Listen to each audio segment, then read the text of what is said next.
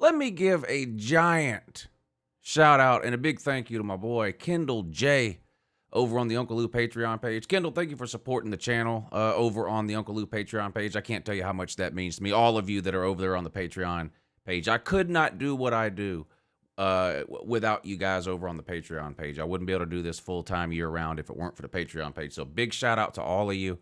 But Kendall J wants to see a Baylor preview and game-by-game prediction video. So Kendall, that's what I'm going to do. All the teams I'm doing on these previews, people keep asking, when are you doing this team? When are you doing that team? I made a post over on my Patreon page a couple of weeks ago asking everybody over there what teams they wanted me to do. They're all leaving comments over there, different teams, and every day when I sit down to do one of these prediction videos, I just head over to the Patreon page and I pick a team off that list. So if you're on the Patreon page, make sure you go over there and let me know who it is you want to see me do. I'm going to continue to do these prediction videos into August, so we got a lot of time still left to go. But make sure you get your suggestions in so I can get to them as quick as I can. If you'd like to support the show, the Patreon page is a great way to do it. You can find a link in the description of this video that'll take you there. You can look around, and if you decide to get yourself signed up, make sure you let me know what team preview and prediction it is you'd want to see me do. But up today, like I mentioned, Baylor. That's right. We're going to talk about the Baylor Bears today. Amazing season last year for Baylor. 12 wins, the most in school history. They won the Big 12. They beat an SEC team, Ole Miss, in the Sugar Bowl.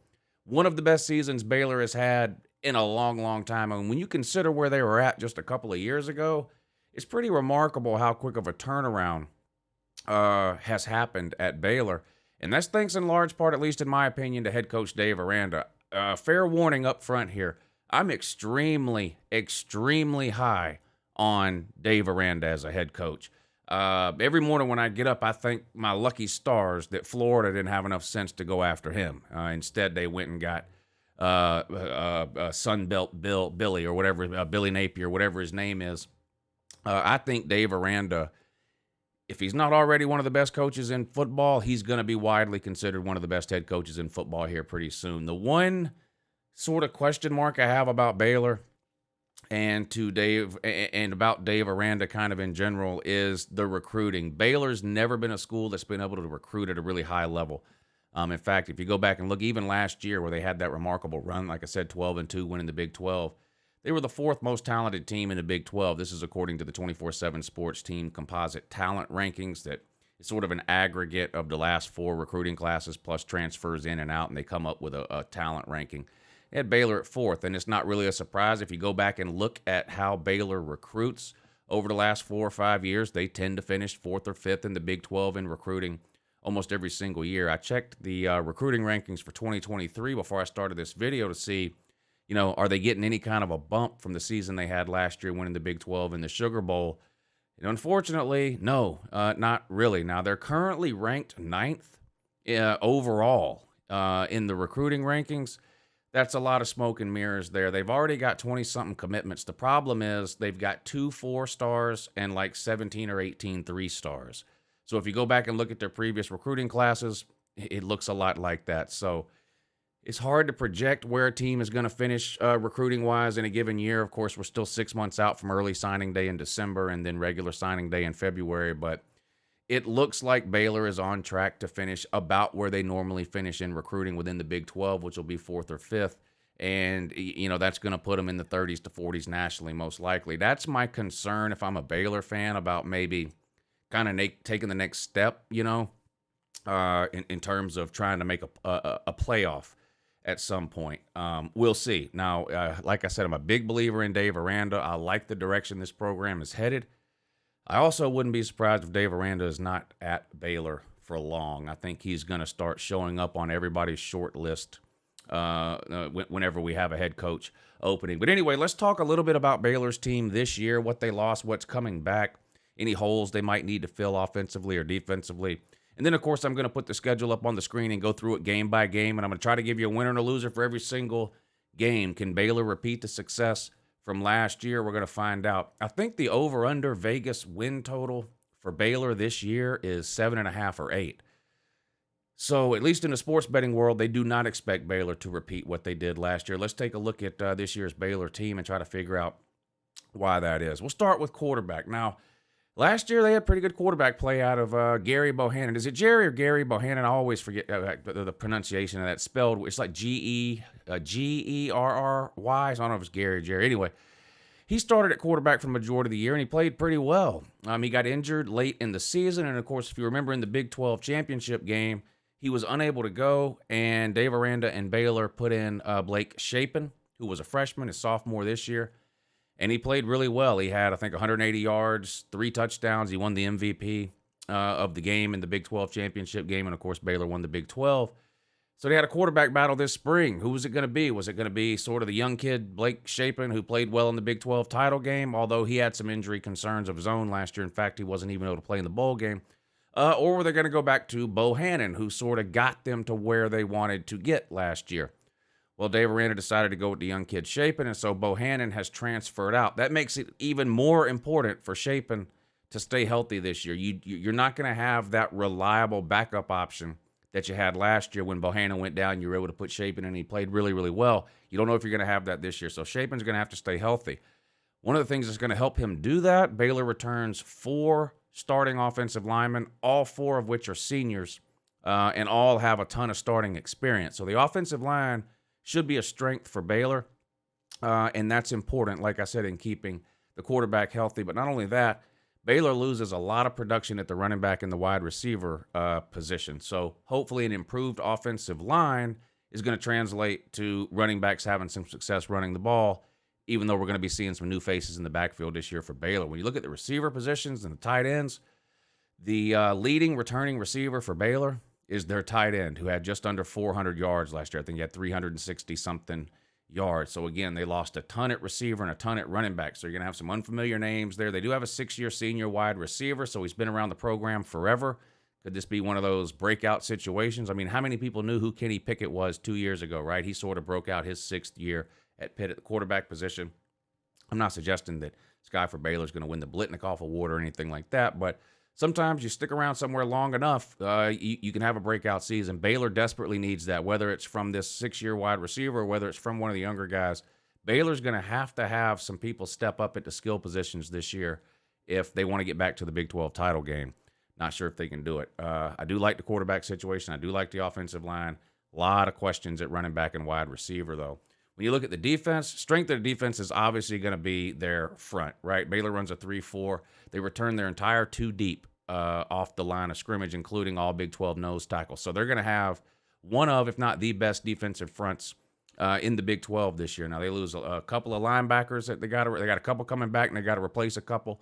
And then you look in the secondary, that's really where they got some work to do. They only returned 2 starters in the secondary, 1 safety and 1 corner. So they've got 3 or 4 spots they've got to fill in back there based on nickel and dime defenses and things like that. So a lot of work to do in the back end of Baylor's defense if they hope to play as well as they played last year. Although I do think Baylor's defensive front will be really, really good. Let's put the schedule up on the screen now and try to figure out what it is Baylor might be able to do this year. Now, you start off with a non-con game, and, this is kind of a throwaway game here. The University of Albany Great Danes. Is that right? I think it is right. We're going to go ahead and just give you a win for that. The Great Danes. I did that video on mascots yesterday. Can't believe there's a mascot called the Great Danes, but lo and behold, there is. They're located up in Albany, which I guess is that New York? I don't even know. Doesn't matter. Week 2 is the non-con game that everybody's pointing to when you look at the Baylor schedule. You have to go on the road and play a really, really good BYU team that returns most of its offense from last year. And it was a pretty good offense last year, expected to be even better this year. Tough place to play, unfamiliar environment. BYU really likes to get up for these games in general. But with BYU making the jump to the Big 12, what looks like next season, the 2023 season, right? BYU is going to be looking to prove a point here. Baylor is the defending Big 12 champion. BYU is fixing to be the new kid on the block in the Big 12. BYU would like nothing more than at home than to defeat the defending Big 12 champion. Will they be able to do it? Yes, I think they will. I think the lack of skill position players on Baylor is going to hurt them, particularly early in the year. I can see a situation where Baylor's offense gets better over the course of the season as some of those wide receivers and running backs get some playing time and some experience. I just think this is a tough spot for Baylor to draw BYU here. As much as I like the quarterback Baylor's got, the shaping, and did play well in the Big 12 title game, he does not have a ton of experience. I think he's only got 2 starts in his career. That was last year when the other guy got hurt. So he's got some learning to do too. BYU's issues are mostly on the defensive side of the ball. And if you look at the teams that beat BYU last year and how they did it, it was by keeping BYU's offense off the field. Long drives, 10, 11, 12 play drives, right? I'm just not sure Baylor's got the offense to sustain that against BYU over the course of a game. And I have a feeling BYU gets a big home win here. Unfortunately, Baylor is starting out here now 1-1. Up next, you play the Texas State Bobcats. This is another gimme win here. You should win this game. No problem. It won't even be close. And then you start your Big 12 conference schedule. Of course, the Big 12 plays 3 non-con games and 9 conference games. So you get your 3 non-con games out of the way, 3 in a row to start the season. I've got you going 2-1 in the non-con. Your only loss on the road to a pretty good BYU team. You open up Big 12 play in another tough environment on the road at Iowa State. Iowa State was probably the most disappointing team in the Big 12 last year. I know somebody might say Oklahoma. Iowa State was ranked in the top 10 in the preseason, and all they did last year was go out and lose games. It was not a good year for Iowa State. Hard for me to get back on the train this year after everybody was made to look so foolish last year by hyping them up. I know no one's ever won on the road at Iowa State, according to what's his name over on Fox News. But I do think Baylor finally is the first one to do it here, and you get a win on the road against Iowa State. Then you play Oklahoma State, another tough game here. I think this is going to be a rematch of the Big 12 title game from last year, which was an absolutely amazing game. I mean, came down to the last play. The guy from Oklahoma State was tackled literally at the pylon by the end zone. They, out of bounds by a half an inch or whatever it was, and Baylor held on to win. It was a great game. I think this is going to be a great game, too. Oklahoma State's got a lot to replace, too. Gundy has proven to me, though, that it's not an issue for him to replace talent. Did you know, I would have never guessed this, over the last 10 years, Oklahoma State has the 10th best winning percentage in all of America in college football. I would not have guessed that. Multiple 10-win seasons. Gundy's done I think I said Van Gundy. I'm a man. I'm 40. Well, now you're about 50 or something, but whatever you are. But anyway, I like Oklahoma State. I like Gundy. They're a good team. You get them at home, I don't think it's enough. I think Oklahoma State gets the win here. Baylor drops their second game of the year in the first half of the season. 3-2 now for Baylor heading into the bye week. The good news coming out of your bye week, you get to go on the road and play West Virginia, who, while I do think will be improved over last year, of course, they got JT Daniels out of the transfer portal, the quarterback from Georgia. I do think West Virginia will be better than last year. JT Daniels is back with his old offensive coordinator from Southern Cal, so I think West Virginia will be better. I don't think they're better than Baylor. And like I mentioned at the beginning of the video, I think Baylor is going to be a team, especially offensively, that gets better as the year goes along. You're coming off this, you get this game coming off of a bye week, so 2 additional weeks of practice for those young running backs and wide receivers to kind of mesh with the quarterback and the offense as a whole. I think it pays off.